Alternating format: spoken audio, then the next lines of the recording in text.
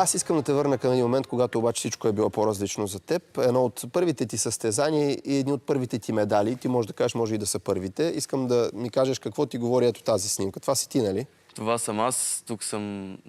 На колко години? Тук съм, мисля, че на 13 години. С шалче на ЦСК и с медали, които си спечелил на европейското тогава за юноши в Милано. Да, аз обичах да ходя на мачове на ЦСК. Аз и сега обичам да ходя. И наистина... Как феновете на ЦСК тогава още забелязаха твоя талант и как те насърчиха? Те са ти изпратили фен артикули, нали така, на отбора? Да.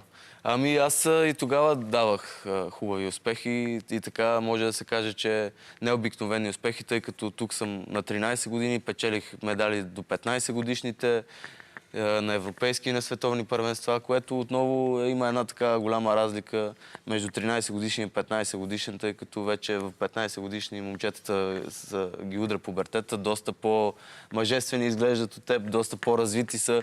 Аз ходих на състезания и ги побеждавах.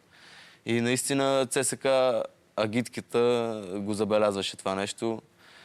И наистина спорта като цяло е нещо, което сплотява. Агитката на ЦСК е много сплотена.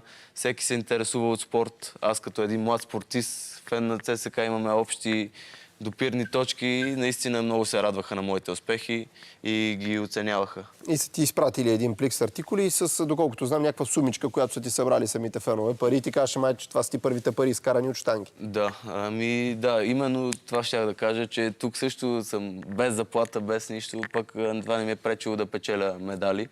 А пък с постоянството вече идват и пари, идват и така хората вече оценяват успехът и наистина най-важно е да си постоянен. И ти благодарим. Задръж това постоянство, задръж тази емоция, която усещаш и това, че се олицетворяваш и сам вярваш, че си символа на България като силни хора, като хора, които преодоляват трудните моменти. Ние ти пожелаваме първо да нямаш трудни моменти, защото ти мина през няколко такива през последните години. Пожелаваме ти в Париж да се окичиш с златото. Благодаря ви от сърце.